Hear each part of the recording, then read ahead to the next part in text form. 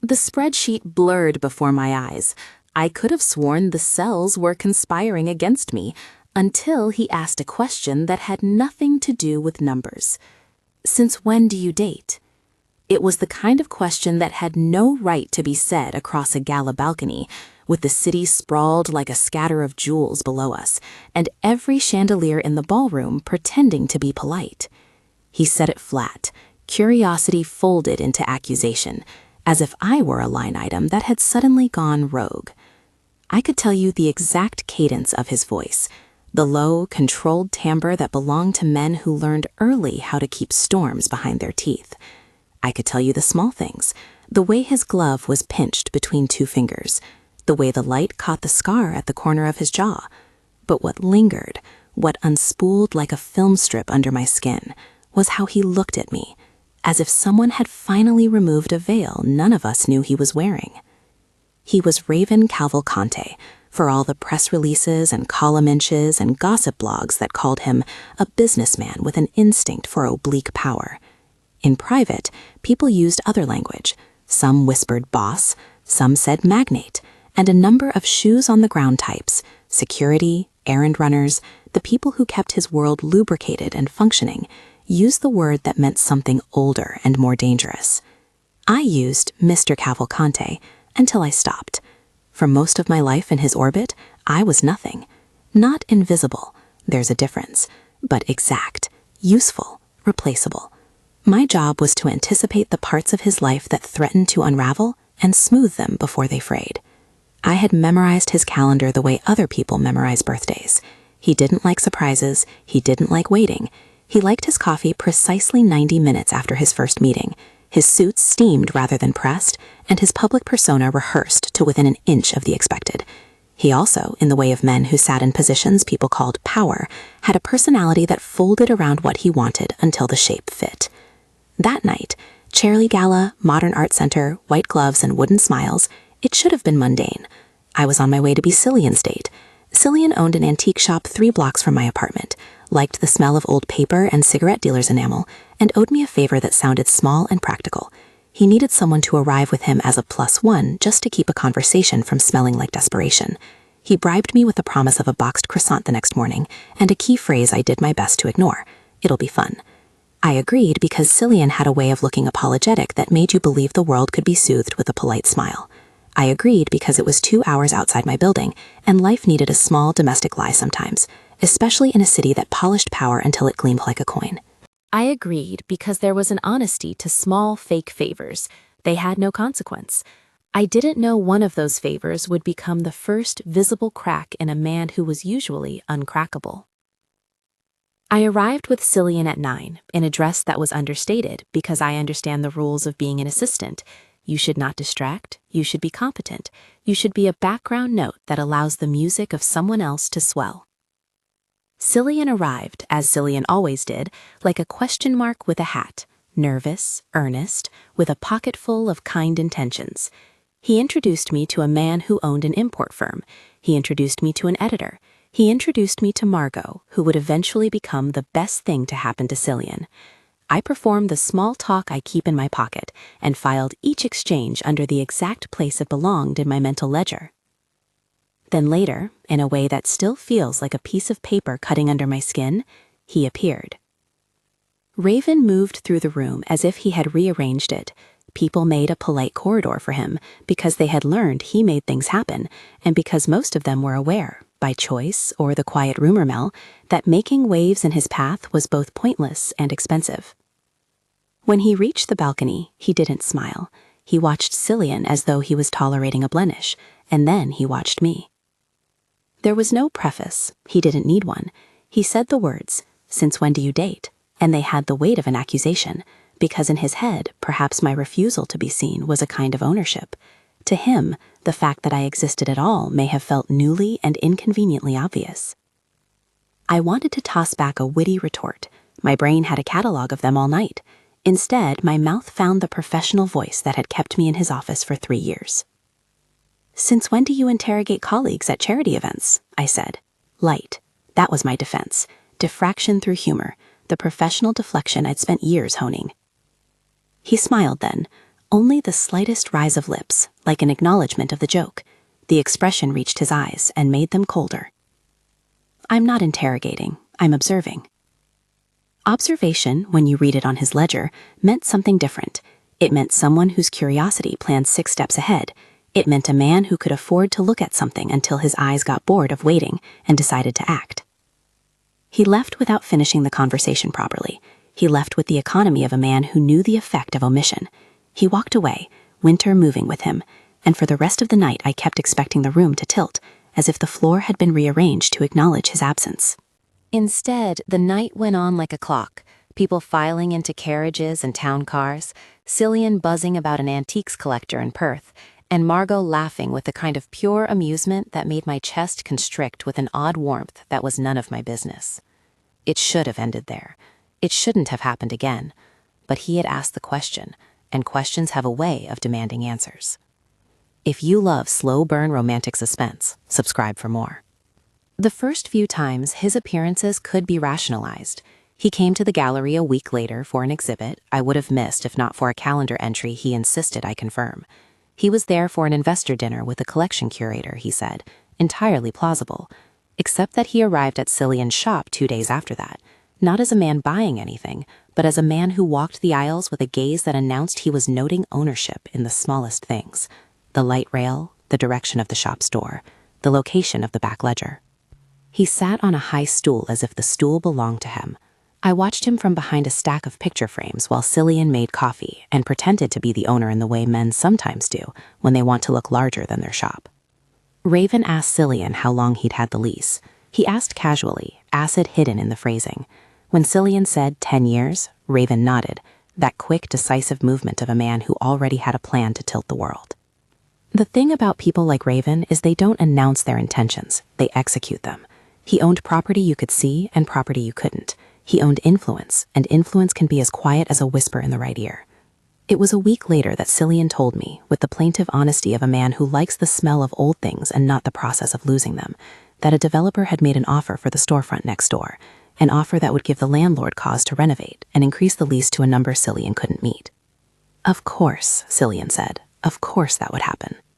I read the contract in the morning light like a person intently studying a disease. Numbers moved in my mind, percentages, grace periods, extension classes. My job is logistics and prediction. If you give me a problem, I will give you a plan. I called Marcus and asked for a discreet check on the planning applications for the block. Marcus, Raven's head of security, had the kind of loyalty you don't buy, but he also protects like he has bought it. He is a large man with a laugh that suggests he once had a lighter heart and now pays the rent on a heavier one. He said the neighbor building had just been purchased, an anonymous shell company, no previous history, same legal counsel that handled a number of Raven's more sensitive transactions.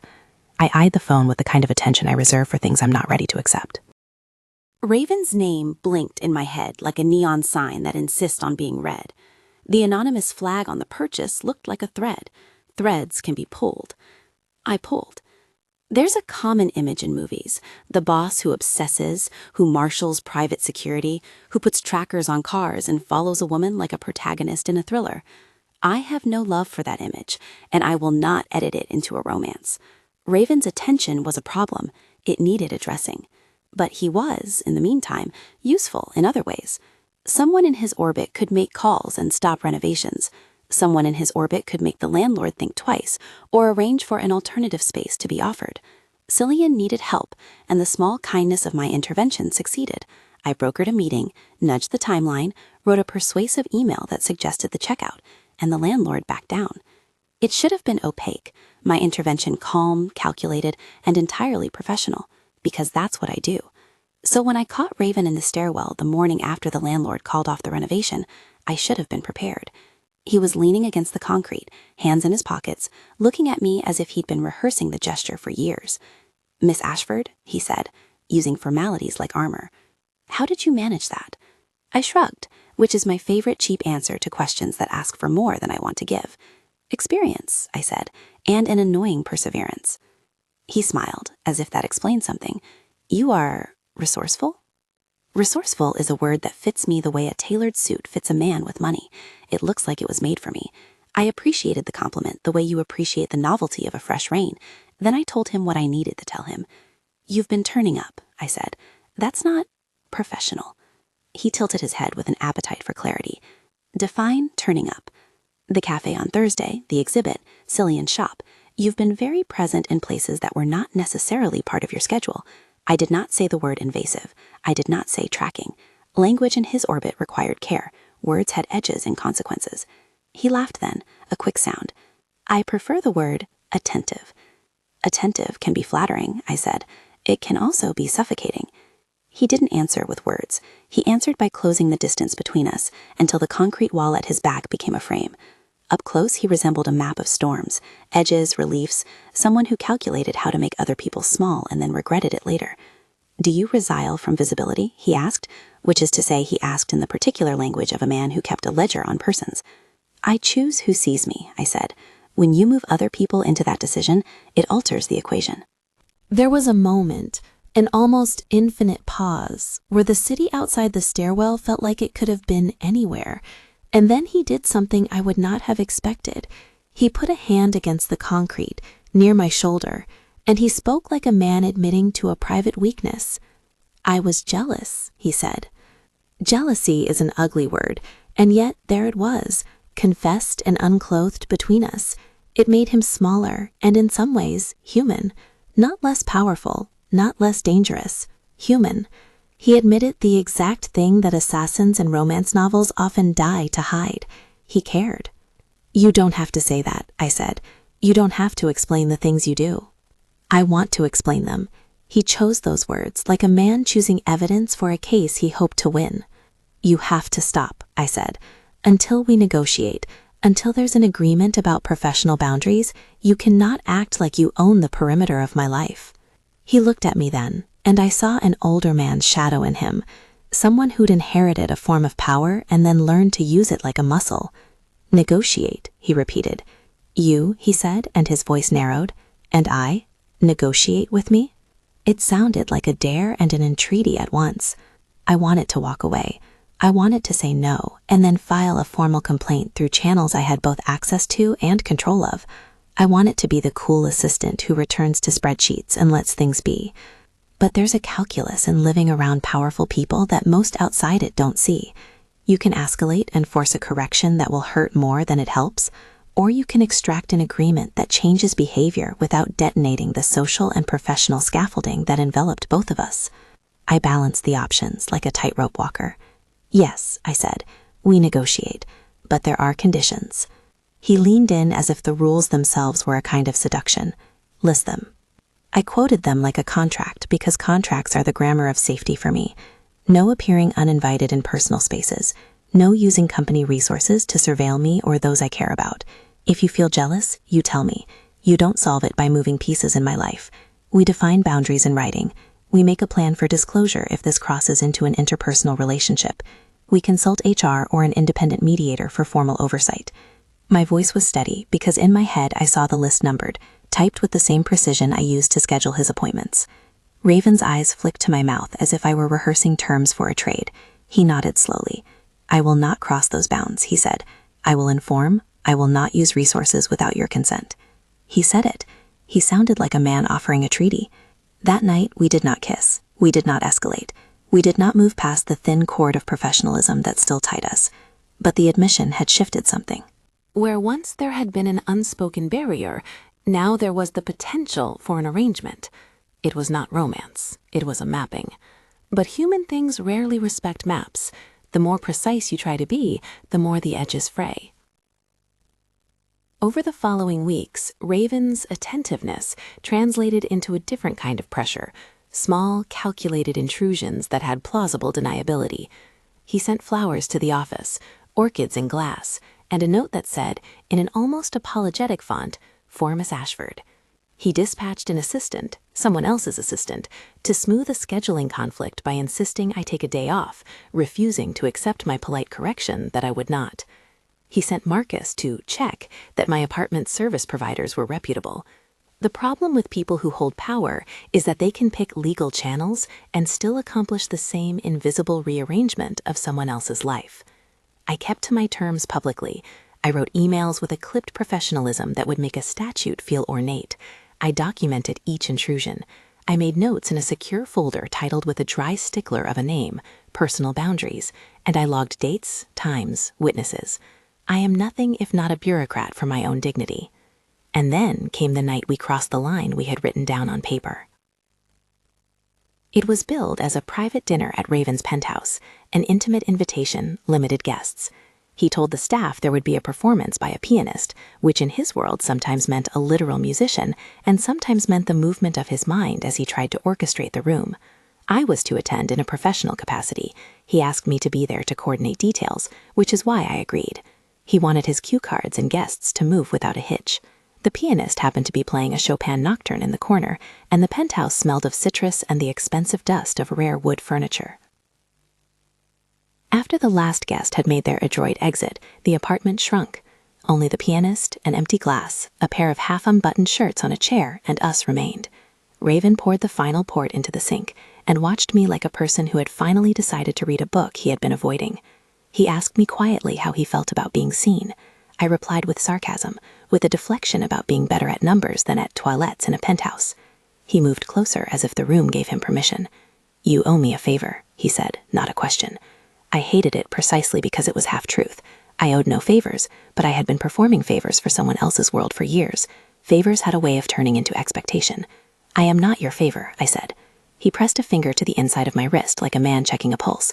"You are not an asset," he said, "but you are visible." Visibility is dangerous for me because it invites narratives. Some people read visibility as a license to comment. Some people read it as a reason to own. Raven's problem was he taught himself that if you can see something clearly, you can claim it. He had seen me and assumed ownership. He had not accounted for me saying no. We argued with mouths that did not slam doors. He admitted that he had moved faster than the rubric allowed.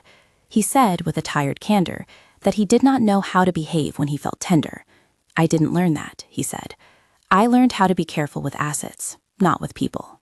That evening, the dam broke in small ways that were not cinematic. He kissed me when I did not step back. It was not violent. It was a willing line crossed, the kind that happens when two people who have cataloged their lives carefully decide for one small moment to step past the safety of the ledger. I kissed him back, because I am as fallible as the next person with a quiet appetite, and because there is an intimacy in being witnessed when you have spent your life erasing yourself. We sat afterwards, wrapped in the silence that follows a decision. I expected to feel corrupted or free. Instead, I felt like someone who had simply changed the label on a file. We were still the same people, only the metadata had shifted. He asked, finally, "Are you consenting?" I laughed because the words sounded forensic in his mouth. "Yes," I said, "I am consenting. But consent is a series of ongoing choices. It is not a release from responsibility." He nodded hard enough that the lamp on the side table trembled. "Then we'll formalize it," he said. "We'll write terms. We'll speak to HR. I will accept oversight." I wanted to believe him, not as a surrender so much as an experiment in trust. We wrote disclaimers that night in the silence, without paper. We would not let this touch his business publicly. We would not weaponize our relationship for advantage. He would not cross boundaries we defined. We said the words that seemed to anchor intention. And then the world, of course, intruded. The cost of intimacy with someone like Raven is that your life becomes a ledger entry in someone else's column. The morning after our mutual acknowledgement, an email landed in my inbox with a subject line I would never have thought to write for myself. Confidential. Potential leverage against Mr. Cavalcante. The note was sent from an anonymous account and contained a single attachment, an image of a scanned ledger page, a blurred name. There was no message, just a threat in the footprint of someone who wanted something. Raven handled it the way he handles most things, with a quiet, precise fury. He called an urgent meeting with Marcus and with his general counsel. He moved through his staff like a conductor assembling instruments. I watched because watching is my job, and because the fact that an outsider had prickled the skin of his empire made me feel, absurdly and dangerously, protective. I wanted to tell him about the ledger he'd purchased off the block, the shell company, the way the landlord had been mollified. I wanted to tell him that small invasions of power have a tendency to create vulnerabilities, but he was moving faster than I could think. Call lists were drawn, lawyers spoken to, and I felt like a satellite in his orbit. Close, useful, but not where the burn of decision happened. That afternoon, after the lawyers left and the room smelled like burnt coffee and expensive cologne, he came to the office. He found me at my desk, where I had not finished the pile of contracts because life insists on being immediate.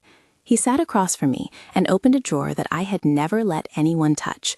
one of his file drawers, where he kept things that mattered, like a hoarder of secrets. "Do you know a man named Domenico Salvatore?" he asked. The name had the metallic tang of an accusation. Domenico was a name the city had learned to fear, an entrepreneur whose loans smelled like strings attached. The press used phrases like aggressive acquisition. The people who moved in darker corridors had other names. Raven's voice lost some of its usual ice. "He's been moving on my perimeter. There are transactions in our ledger I don't recognize. I want to know who he is." I was not surprised. In a world like ours, villains come with ledgers. But the presence of Domenico and the peculiar way his operations slapped down like cards on Raven's table suggested a different class of problem. Suddenly, the private negotiation we had about boundaries felt fragile and foolish against the scale of what was arriving. "Let me see what I can find," I said.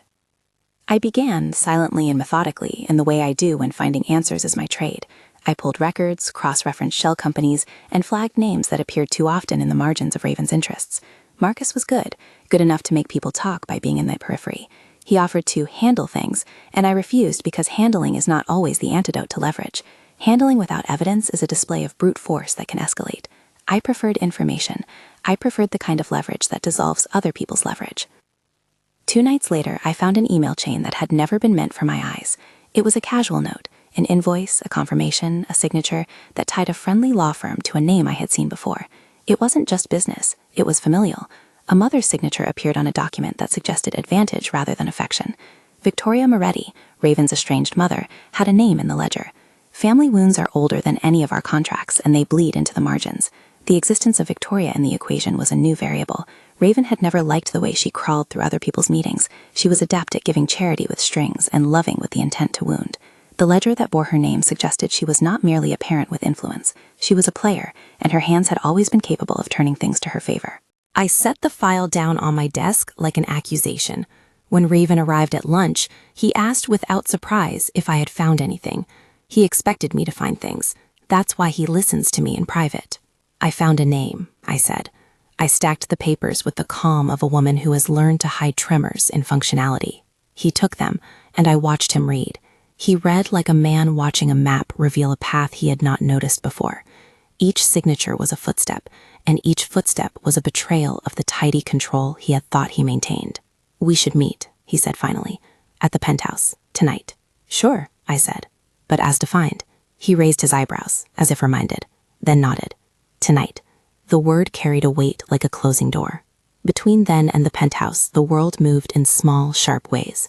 Cillian called to tell me that he'd been approached by a man with interests in the block again. The man's card had the smell of offshore registration. Margot and Cillian started to talk more frequently, their voices growing less cautious and more tender. They would become the kind of subplot in my life that reminded me people could start again, even amid wreckage. Marcus sent notes about security sweeps. Raven's assistant asked me to review a press statement that threatened the company's philanthropic wing should the wrong rumor take hold. At 6, the penthouse was warmer than it had ever been, filled with the brittle gold light of a city that thinks it had mastered everything. Raven poured brandy and moved across the room like he had once done, decisive, composed, a man who was used to making choices and setting deadlines. He set the papers on the table between us. We were not lovers in public. We were colleagues. We were professionals. But the two things had a way of bleeding anyway. He said, "Victoria wants a seat at the table." I'd expected fury or perhaps a resignation. He surprised me. "She always wants the table," he said. "What she wants is leverage, control. She's been arranging things through legal counsel and through a web of nonprofits that mask their true purpose. Domenico is her hand in the marketplace." "And you?" I asked. "What do you want?" He looked at me like the piece of evidence I had become was finally being considered with respect. "I want to protect what I've built without becoming the man she expects me to be. I want to shield the company from her ambitions and Domenico's reach. I want to keep you safe." We were back at the ledger of promises. The request that I lead the counterplay felt absurdly consistent with my role. I was not a strategist in the way Raven was, but I had an engineer's skill for assembling facts and making them mean something. "I will dig," I said, "but this is bigger than us." He folded his hands as if he wanted to lock them around the world and tinker. "I know." That night, I left the penthouse with folders of scanned documents and a city that had lost some of its sheen. I called Cillian on my way down, in part because his voice felt like a small refuge, and in part because someone needed to know the simple, human things. Who was angry? Who was frightened? What pie needed mending? "You shouldn't have gone to the penthouse," Cillian said, which was both an observation and a rebuke. "It's not safe." "I know how to keep myself safe," I said. The words felt brittle. I am not brave in the cinematic way. I am brave in the way someone keeps showing up at a desk to prevent small disasters from becoming catastrophes. Promise me you'll be careful, he said. He had a way of saying promise that made you think of childhood compacts and allyship. I promise, I said. The city outside and the file in my hand hummed with futures. There were ledgers and contracts, signatures that promised allegiance. There were mothers who loved like weapons and men who kept power like armor. And there was me, a woman who had been invisible by design, now cataloging the pieces that would either protect or destroy us. The lines between professional and personal had blurred because two men had leaned on different sides of my life and demanded I choose whether to become visible or disappear. I slept badly that night and woke with the precise focus of someone who has promised the wrong kinds of people they will be reasonable. Somewhere, someone had lit a fuse. I had to decide whether to fan the flame or to quietly unspool it. On my desk the next morning was a single envelope with no return address. Inside, a business card, heavy paper, embossed. The name, Domenico Salvatore. No message. The worst part of threats is the way they arrive like a promise you did not ask for. When Marcus called to say a car had been following me the previous evening, nothing overt, just the wrong driver at the wrong stop, I smiled on the phone in the careful way I smile when I do not want to sound afraid. I'll be fine, I said. He laughed softly. You've got a spine, he said. It's a small spine, protected. I put the card in my wallet and made a plan as I always do. Facts first, then leverage. It was the only way I knew how to love myself in a world that tried to own people like ledger entries. The next step would be to build a dossier, one that proved how Victoria and Domenico operated, and one that could be used to neutralize them without burning the city to the ground. It would require patience, subterfuge, and careful alliances. It would require me to step out of the neat invisibility I had cultivated and become a visible agent of consequence. I opened my laptop, fingers poised above the keyboard, and began to write the first line of an investigation that, if handled correctly, might give us back the freedom to breathe. I did not yet know who of us would pay for it. I only knew that if Raven had entered my life as a problem, I would not let his enemies use it to make a weapon out of people who were only trying to be themselves. And Raven, if anything tips into personal leverage, you'll step back and let me lead. There was a long pause, a sound like someone fitting a puzzle piece. No, he said softly. You'll lead. I will support. To hear him say it was to feel one more hinge on a door move. He had said things before, promises in the night, and some of them had been performative in the way that rich people apologize by buying flowers. This felt different. Maybe because the stakes were not only his, maybe because for once his pride was not tasking him to act alone. The first break in the trail came because someone was sloppy.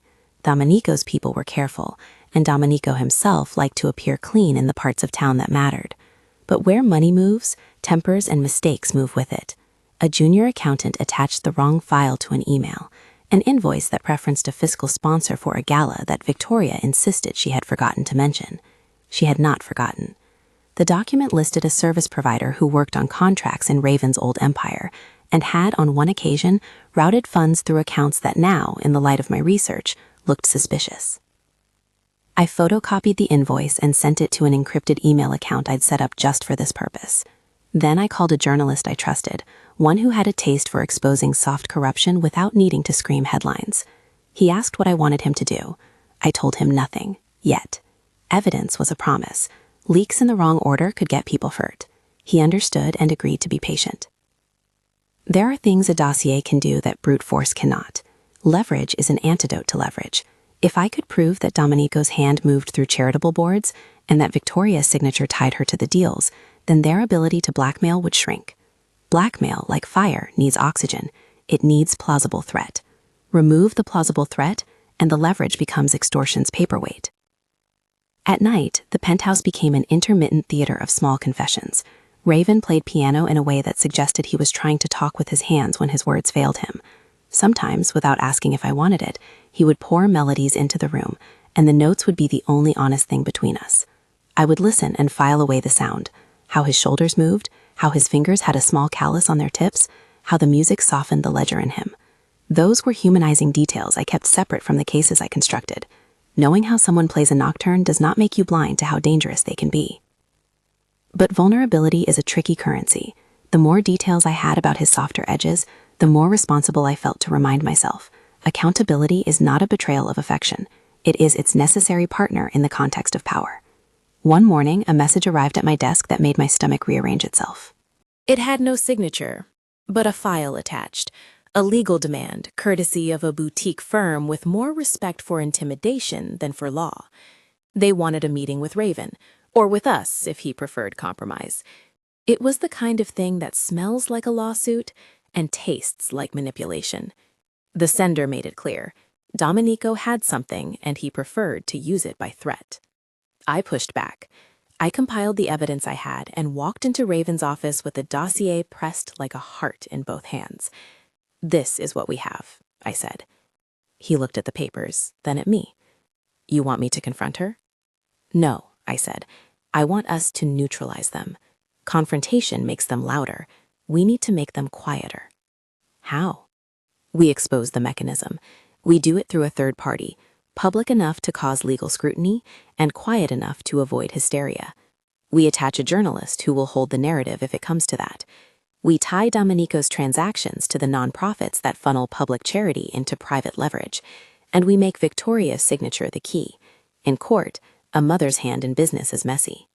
He watched me like someone watching a map unfurl. "You would do this in the open?" "I would do this with the truth," I said. "We can either buy silence, at cost, or we can make the cost of leverage outweigh the benefit. I prefer the latter." He smiled then, a small and dangerous thing. "You really are resourceful." We moved like a small subcommittee of one. Raven authorized discreet audits under the auspices of internal review, which meant his general counsel assembled a small team to look into the flagged firms. Marcus suggested visible security to give us breathing room on the outside, while I orchestrated the quiet inwards. The journalist we'd cultivated agreed to hold the story until we had a complete chain of evidence. What neither of us accounted for was how family could be an actor with a different appetite. I knew Victoria's name in Raven's papers. I had not known the depth of her thirst. She arrived one afternoon at the company, in a way that was at once casual and staged, like a season ticket holder who'd finally collected all the advantages of being present. She walked through the marble lobby with a presence that demanded the world make room. Her smile was a weapon polished to a high sheen. Raven's jaw tightened when he saw her. For a man who could keep the world at a measured distance, his mother was a constant variable he could not subdue by ledger alone. "Victoria," he said, the voice a thin reproof. She hugged him like a woman who expects loyalty to be a reflex. "My boy," she said, the term both possession and prayer.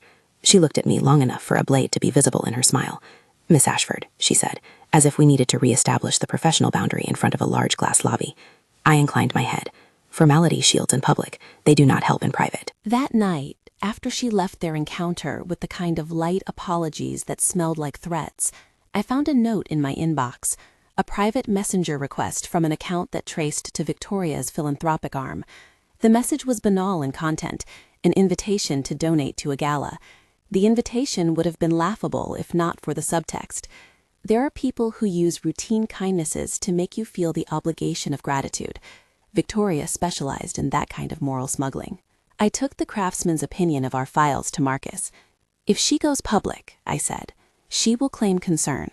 We need to own the narrative that stops that claim from sticking." He nodded, but his eyes were tired. "She'll test him," he said.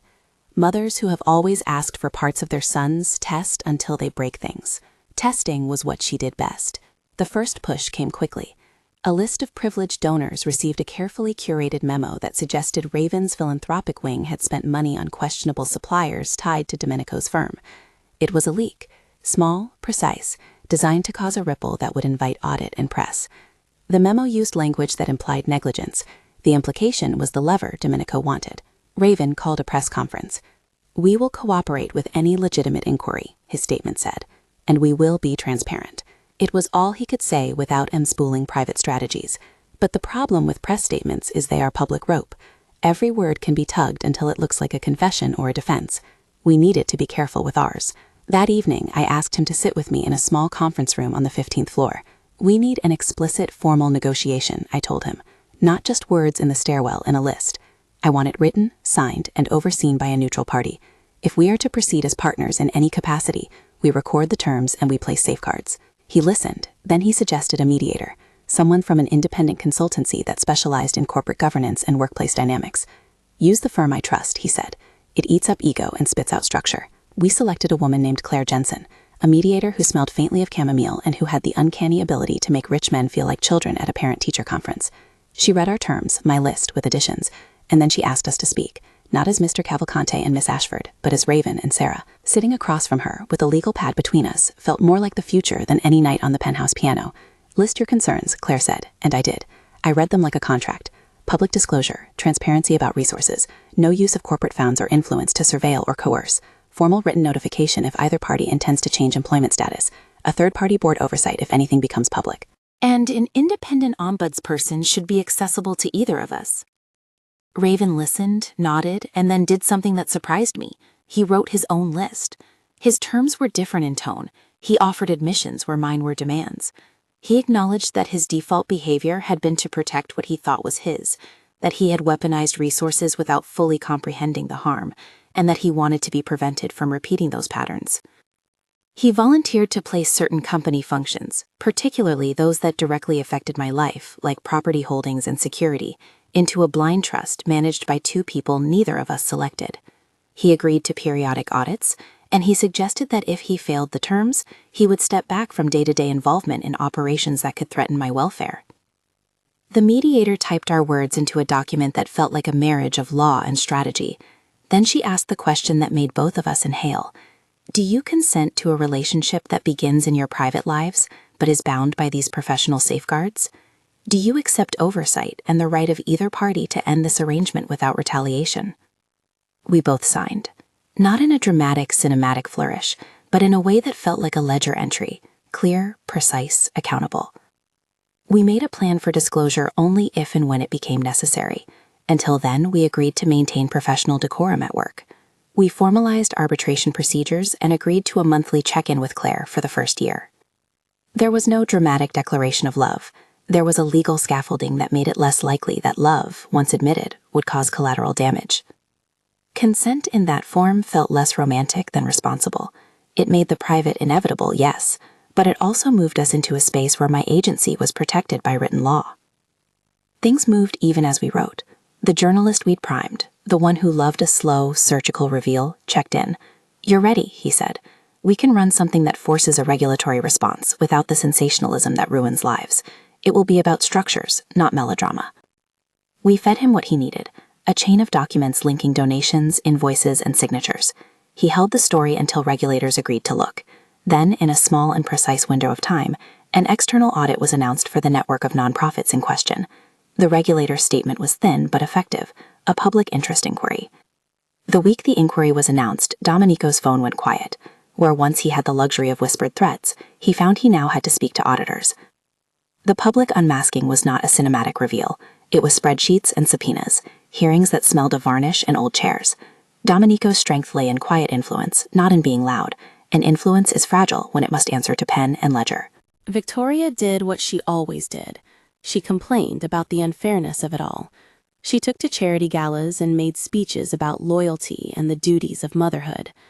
But speeches and signatures do not make audits disappear.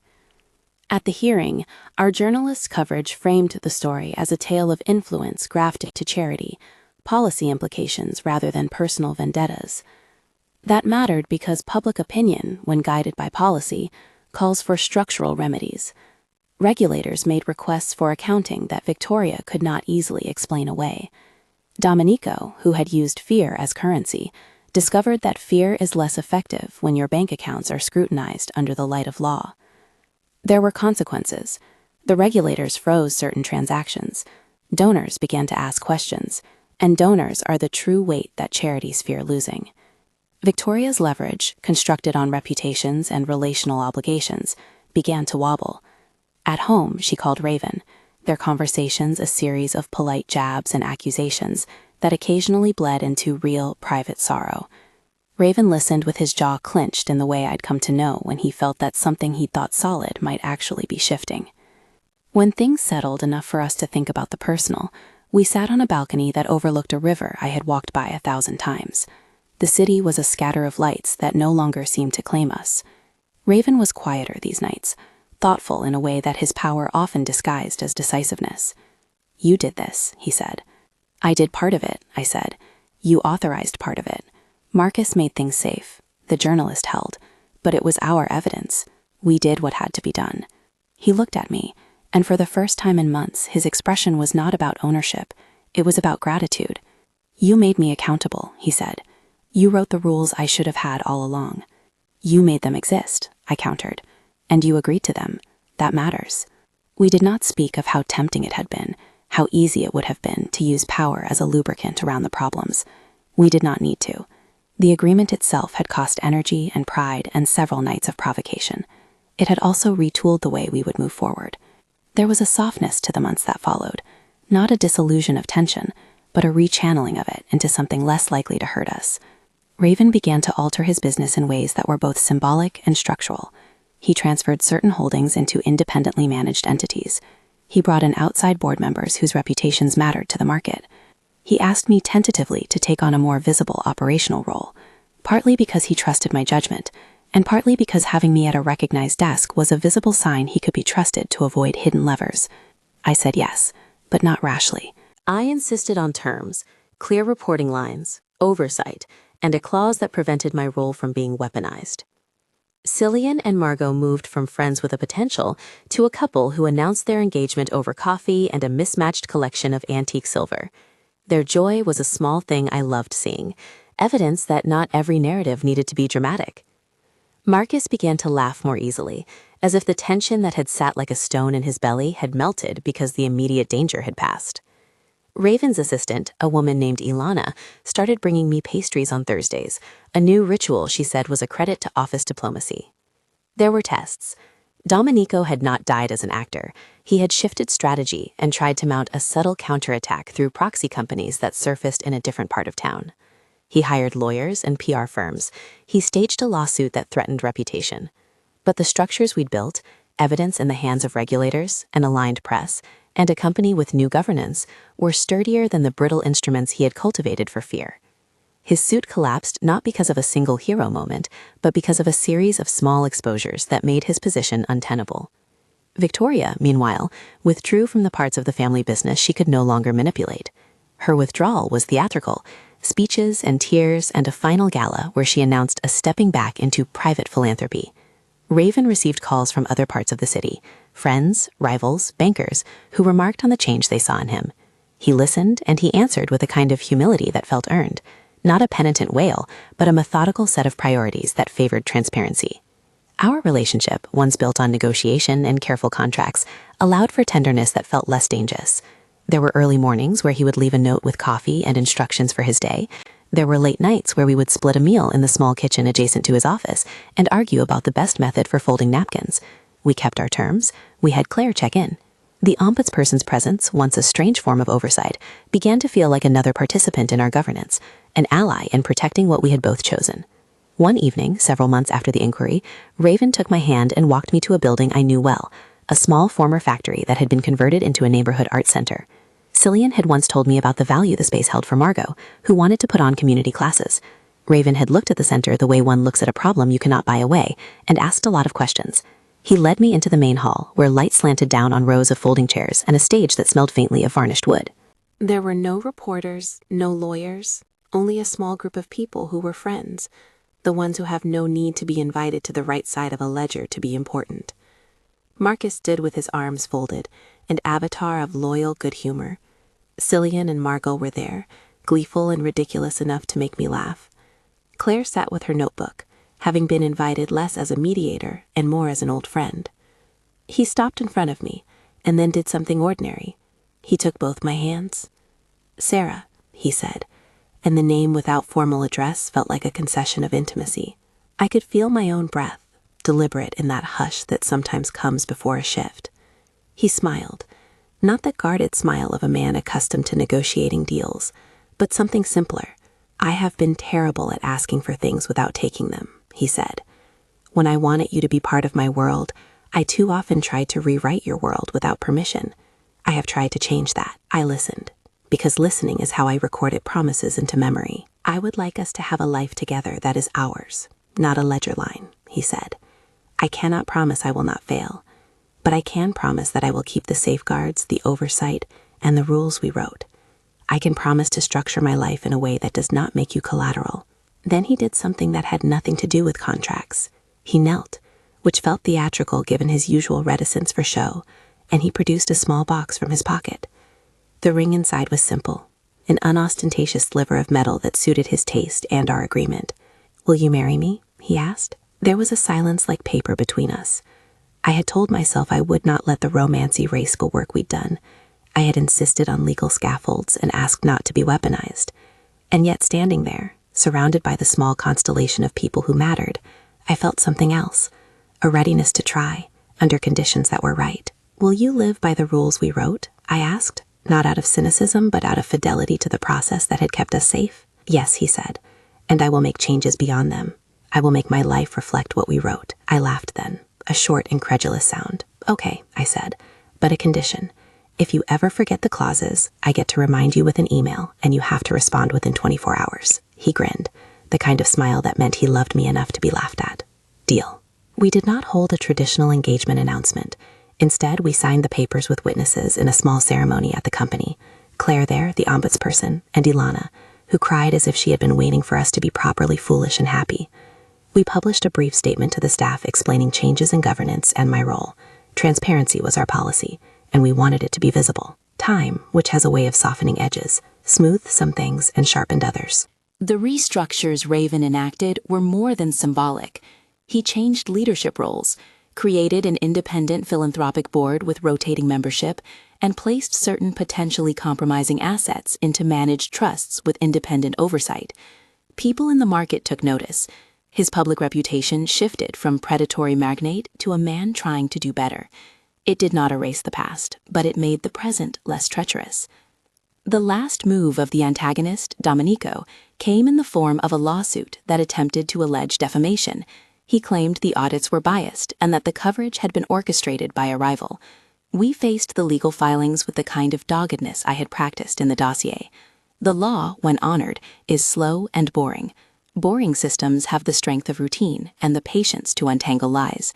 In court, Domenico's proxies were exposed not by flamboyant drama, but by deposition after deposition that showed his control had always been less than he claimed. When the judge ruled against Domenico, it was less a victory and more relief. The system had worked in a way that didn't romanticize revenge. It corrected a wrong. Regulators implemented sanctions. Donors reallocated funds to organizations with stricter oversight. Victoria retreated into the shadow she preferred. We had not annihilated her. We had simply limited the parts of the map she could touch. After the legal clouds passed, we planned a wedding of our own making.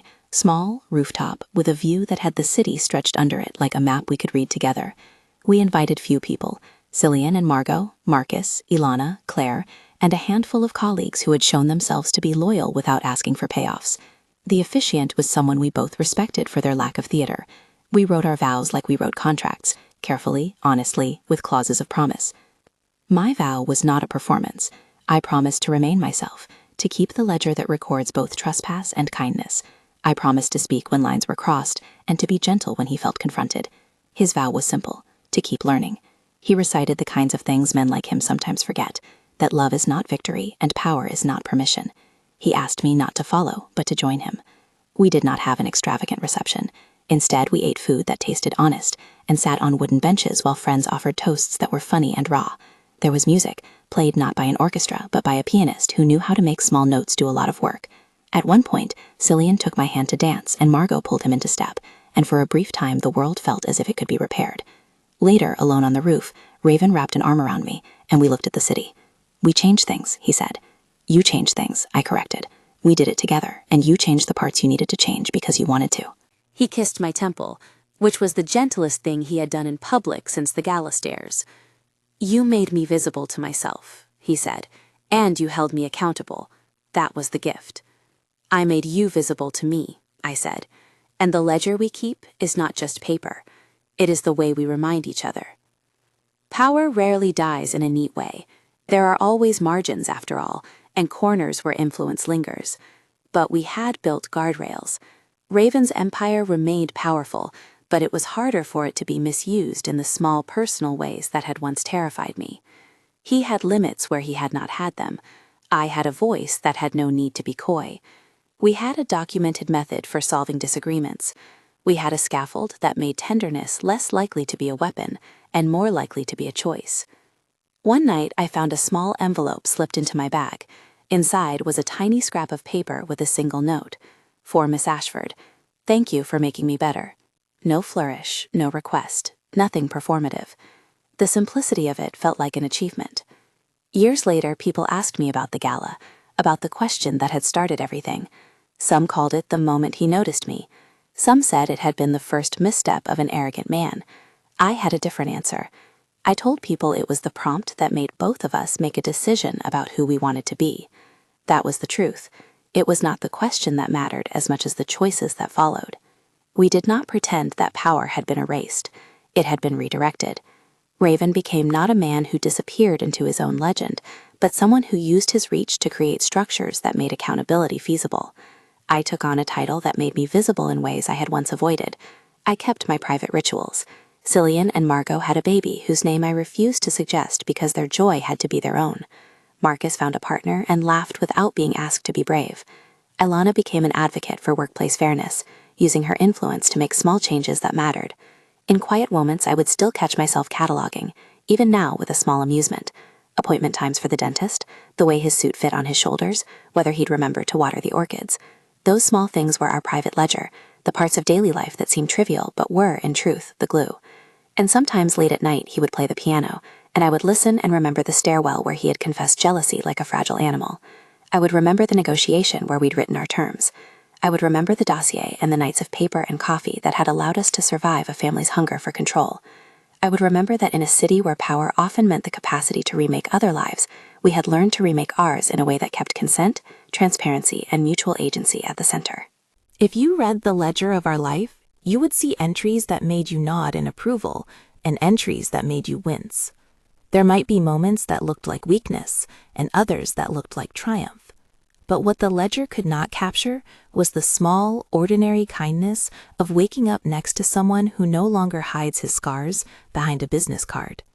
It could not articulate the way he learned to ask instead of take, to consult instead of command. At night, when the city felt loud and I felt small, Raven would whisper into the dark, "Since when do you date?" And I would answer, because the joke had followed us like a ribbon from the beginning. I would tell him the truth we now both knew. Since we negotiated. Which, if you think about it, makes sense. Love, in its best form, is agreement after interrogation. It is not an item to be claimed. It is the work of two people who decide to keep seeing each other honestly. Tell us which moment surprised you most.